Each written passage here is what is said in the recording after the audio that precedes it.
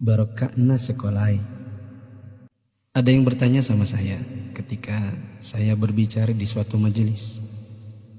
Mengapa sekarang ini sepertinya sekolah kehilangan kesaktian untuk membentuk hati anak-anak kita? Ini pertanyaan dan bukan pernyataan saya. Saya hanya mampu menjawab begini. Dulu orang tidak sekolah setinggi sekarang ini. Bahkan di kampung tak ada yang hebat berteori pendidikan sedahsyat hari ini. Bisa dibilang teori pendidikan sekarang mungkin sudah menyentuh langit ketujuh. Tapi sebenarnya ada yang hilang, yang disebut dengan keberkahan. Keberkahan bukan buatan manusia, melainkan pemasena puange, rahmat Allah. Bukan sekolah yang membuat orang sukses, tetapi Allah lah yang berada di balik semua kesuksesan manusia dalam usahanya. Maksudnya, secara khusus saya mengajak Anda yang berusia 40 tahun ke atas untuk menengok sejenak ke belakang. Balik.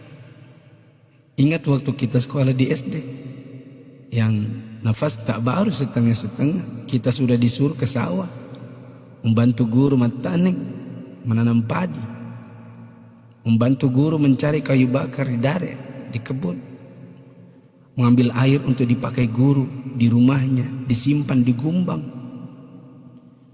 Teori praksis pendidikan saat ini akan berkata bahwa ini tak ada hubungannya dengan kurikulum dan media pendidikan dan lain-lain.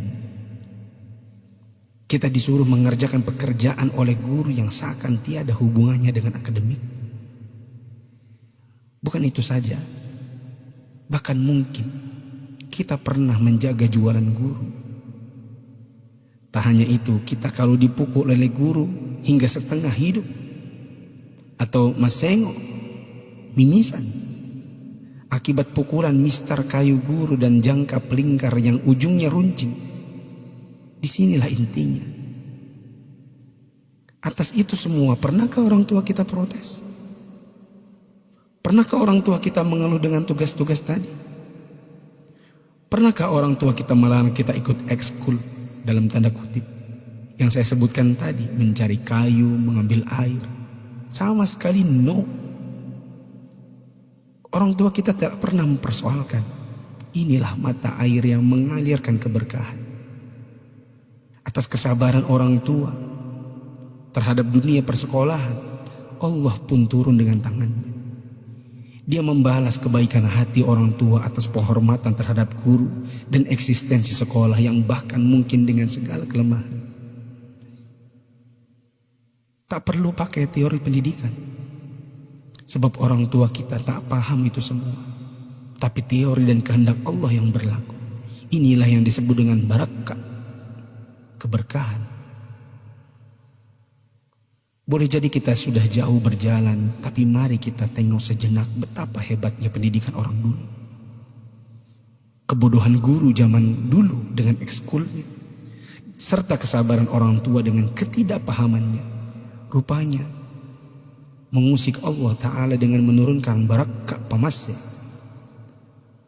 atas berkat rahmat Allah. Bukan hanya bagi guru, tidak juga hanya untuk orang tua. Bahkan keberkahan itu pun dinikmati oleh anak didik.